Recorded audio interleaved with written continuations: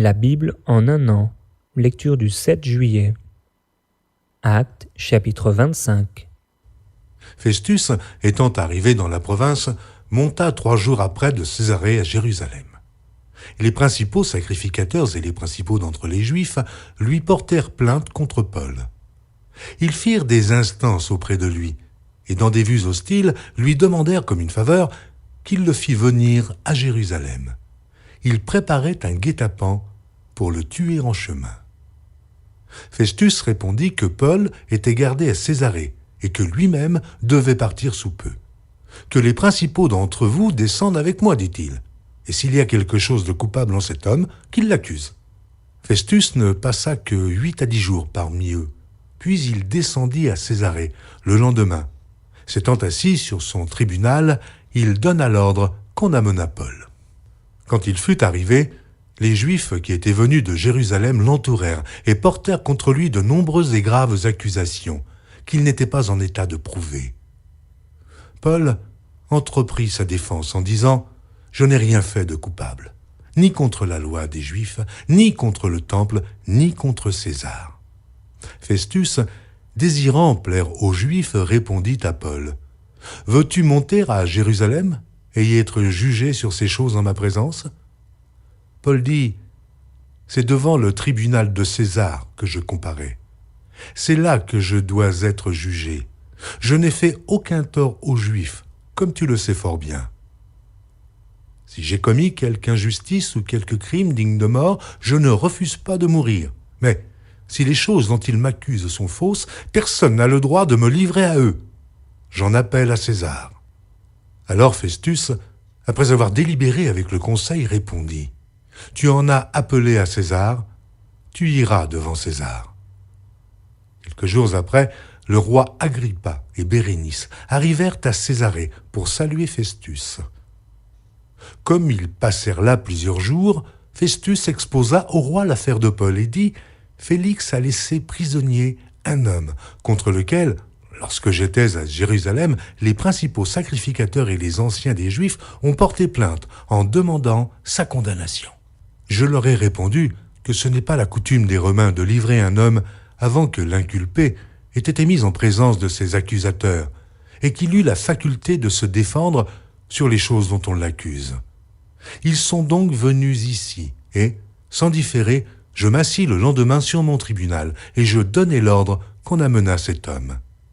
Les accusateurs s'étant présentés ne lui imputèrent rien de ce que je supposais. Ils avaient avec lui des discussions relatives à leur religion particulière et à un certain Jésus qui est mort et que Paul affirmait être vivant. Ne sachant quel parti prendre dans ce débat, je lui demandai s'il voulait aller à Jérusalem et y être jugé sur ces choses. Mais Paul, en ayant appelé pour que sa cause fût réservée à la connaissance de l'empereur, j'ai ordonné qu'on le gardât jusqu'à ce que je l'envoyasse à César. Agrippa dit à Festus « Je voudrais aussi entendre cet homme. »« Demain, répondit Festus, tu l'entendras. » Le lendemain donc, Agrippa et Bérénice vinrent en grande pompe et entrèrent dans le lieu de l'audience avec les tribuns et les principaux de la ville. Sur l'ordre de Festus, Paul fut amené. Alors Festus dit « Roi Agrippa, et vous tous qui êtes présents avec nous, vous voyez cet homme au sujet duquel toute la multitude des Juifs s'est adressée à moi, soit à Jérusalem, soit ici, en s'écriant qu'il ne devait plus vivre. Pour moi, ayant reconnu qu'il n'a rien fait qui mérite la mort, et lui-même en ayant appelé à l'empereur, j'ai résolu de le faire partir. Je n'ai rien de certain à écrire à l'empereur sur son compte. C'est pourquoi je l'ai fait paraître devant vous, et surtout devant toi, roi Agrippa, afin de savoir qu'écrire après qu'il aura été examiné. Car il me semble absurde d'envoyer un prisonnier sans indiquer de quoi on l'accuse. 1 Chroniques, chapitre 4, versets 5 à 43. Ashur, père de Tekoa, eut 2 femmes, Éléa et Nahara. Nahara lui enfanta Acusam, Épher, Théméni et Akashtari. Ce sont là les fils de Nahara. Fils de Éléa, Tseret, Tsochar et Ethnan. Kots engendra Anub et Hatsobeba, et les familles d'Akarchel, fils d'Arum. Jaébetz était plus considéré que ses frères. Sa mère lui donna le nom de Jaébetz en disant « C'est parce que je l'ai enfanté avec douleur ». Jaébetz invoqua le Dieu d'Israël en disant « Si tu me bénis et que tu étendes mes limites, si ta main est avec moi, et si tu me préserves du malheur, en sorte que je ne sois pas dans la souffrance ?» Et Dieu accorda ce qu'il avait demandé. Kélub, frère de Shusha, engendra Méchir, qui fut père d'Eshton. Eshton engendra la maison de Rapha, Pazéar, et Tekina, père de la ville de Nakash. Ce sont là les hommes de Réka. Fils de Kénaz, Othniel et Séraja. Fils d'Othniel, Hatat. Méonotaï engendra Ophra. Séraja engendra Joab, père de la vallée des ouvriers, car ils étaient ouvriers. Fils de Caleb, fils de Jéphuné, Iru, Éla et Naam, et les fils d'Éla et Kénaz. Fils de Jéhalélil, Ziph, Zipha, Tirja et Azaril. Fils d'Esdras, Jéter, Méred, Épher et Jalon. La femme de Méred enfanta Myriam, Shamaï et Jishbar, père d'Eshtemoa. Sa femme, la juive, enfanta Jéred, père de Guédor, Héber, père de Soko, et Jécutiel, père de Tzanoar. Ceux-là sont les fils de Bidja, fille de Pharaon, que Méred prit pour femme. Fils de la femme d'Odija, sœur de Nakam, le père de Kéila, le Garmien, et Eshtemoa, le Maakassien. Fils de Simon, Amnon, Rina, Ben-Hanan et Tilon. Fils de Jishéi, Zoket et Ben-Zoket. Fils de Shéla, fils de Juda, père de Léka, Laéda, père de Marécha, et les familles de la maison où l'on travaille le byssus, de la maison d'Ashbéa, et Jokim, et les hommes de Kozéba, et Joas et Saraph, qui dominèrent sur Moab, et Jashubi l'Échem. Ces choses sont anciennes. C'étaient les potiers et les habitants des plantations et des parcs. Ils demeuraient là, près du roi, et travaillaient pour lui. Fils de Siméon, Némuel, Jamin, Jarib, Zérar, Saül. Fils de Saül, Shalom, Mibzam, son fils, Mishma, son fils, fils de Mishma, Hamuel, son fils, Zakur, son fils, Shimei, son fils. Shimei eut 16 fils et 6 filles. Ses frères n'eurent pas beaucoup de fils, et toutes leurs familles ne se multiplièrent pas autant que les fils de Juda. Ils habitaient à Beer-Sheba, à Molada, à Hatsar-Shual, à Bila, à Etsem, à Tolad, à Bethuel, à Horma, à Tsiklag, à Beth-Markabot, à Hatsar-Suzim, à Beth-Biréi et à Sharaïm. Ce furent là leurs villes jusqu'au règne de David et leurs villages. Ils avaient encore Étam, Aïn, Rimon, Token et Achan, 5 villes, et tous les villages aux environs de ces villes, jusqu'à Baal. Voilà leurs habitations et leurs généalogies. Meshobab, Jamlek, Josha, fils d'Amatia, Joël, Jéhu, fils de Joshibia, fils de Séraja, fils d'Aziel, Eljoénaï, Jaakoba, Jeshojacha, Azaja, Adiel, Jésimiel, Benaja. Ziza, fils de Shiphéi, fils d'Alon, fils de Jedaja, fils de Shimri, fils de Shemaéja. Ceux-là, désignés par leur nom, étaient princes dans leur famille, et leurs maisons paternelles prirent un grand accroissement. Ils allèrent du côté de Guédor jusqu'à l'orient de la vallée, afin de chercher des pâturages pour leurs troupeaux. Ils trouvèrent de gras et bons pâturages, et un pays vaste, tranquille et paisible, car ceux qui l'habitaient auparavant descendaient de Cham. Ces hommes, inscrits par leur nom, arrivèrent du temps d'Ézéchias, roi de Juda. Ils attaquèrent leurs tentes et les Maonites qui se trouvaient là, ils les dévouèrent par interdit jusqu'à ce jour, et ils s'établirent à leur place, car il y avait là des pâturages pour leurs troupeaux. Il y eut aussi des fils de Siméon qui allèrent à la montagne de Séhir au nombre de 500 hommes.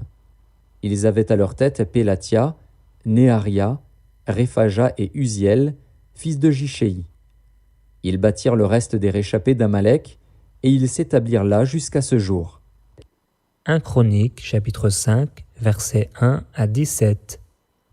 Fils de Ruben, premier-né d'Israël, car il était le premier-né, mais, parce qu'il souilla la couche de son père, son droit d'aînesse fut donné au fils de Joseph, fils d'Israël. Toutefois Joseph ne dut pas être enregistré dans les généalogies comme premier-né. Juda fut, à la vérité, puissant parmi ses frères, et de lui est issu un prince, mais le droit d'aînesse est à Joseph. Fils de Ruben, premier-né d'Israël, Enoch, Palu, Etzron et Carmi. Fils de Joël, Shemaéja, son fils, Gog, son fils, Chiméi, son fils, Miché, son fils, Réaja, son fils, Baal, son fils, Béhéra, son fils, que Tilgat-Pilnézer, roi d'Assyrie, emmena captif. Il était prince des Rubénites. Frères de Béhéra, d'après leur famille, tels qu'ils sont enregistrés dans les généalogies selon leur génération. Le premier, Jéiel, Zacharie, Béla, fils d'Azaz, fils de Shéma, fils de Joël. Béla habitait à Aroer, et jusqu'à Nébo et à Baal-Méon. À l'Orient, il habitait jusqu'à l'entrée du désert depuis le fleuve de l'Euphrate, car leurs troupeaux étaient nombreux dans le pays de Galaad. Du temps de Saül, ils firent la guerre aux Agaréniens, qui tombèrent entre leurs mains. Et ils habitèrent dans leurs tentes sur tout le côté oriental de Galaad. Les fils de Gad habitaient vis-à-vis d'eux, dans le pays de Basan, jusqu'à Salca. Joël, le premier, Shapham, le second, Jaénaï et Shaphat, en Basan. Leurs frères, d'après les maisons de leur père, Mikaël, Meshulam, Sheba, Joraï, Jaékan, Zia et Héber, 7. Voici les fils d'Abikaïl, fils de Uri, fils de Jaroar, fils de Galaad, fils de Mikaël, fils de Jeshishaï, fils de Jashdo, fils de Buz. Achi, fils d'Abdiel, fils de Guni, était chef des maisons de leur père. Ils habitaient en Galaad, en Basan, et dans les villes de leur ressort, et dans toutes les banlieues de Saron jusqu'à leurs extrémités. Ils furent tous enregistrés dans les généalogies du temps de Jotham, roi de Juda, et du temps de Jéroboam, roi d'Israël. Psaume chapitre 5. Au chef des chantres, avec les flûtes, psaume de David. Prête l'oreille à mes paroles, ô Éternel, écoute mes gémissements. Sois attentif à mes cris, mon roi et mon Dieu, c'est à toi que j'adresse ma prière. Éternel, le matin tu entends ma voix, le matin je me tourne vers toi et je regarde, car tu n'es point un Dieu qui prenne plaisir au mal. Le méchant n'a pas sa demeure auprès de toi. Les insensés ne subsistent pas devant tes yeux. Tu es tous ceux qui commettent l'iniquité. Tu fais périr les menteurs. L'Éternel abhorre les hommes de sang et de fraude. Mais moi, par ta grande miséricorde, je vais à ta maison, je me prosterne dans ton saint temple avec crainte. Éternel, conduis-moi dans ta justice à cause de mes ennemis. Aplanis ta voix sous mes pas, car il n'y a point de sincérité dans leur bouche, leur cœur est rempli de malice. Leur gosier est un sépulcre ouvert, et ils ont sur la langue des paroles flatteuses. Frappe-les comme des coupables, ô Dieu, que leurs desseins amènent leur chute. Précipite-les au milieu de leurs péchés sans nombre, car ils se révoltent contre toi. Alors, tous ceux qui se confient en toi se réjouiront. Ils auront de l'allégresse à toujours, et tu les protégeras. Tu seras un sujet de joie pour ceux qui aiment ton nom, car tu bénis le juste, ô Éternel. Tu l'entoures de ta grâce comme d'un bouclier. Proverbes, chapitre 18, verset 19. Des frères sont plus intraitables qu'une ville forte, et leurs querelles sont comme les verrous d'un palais.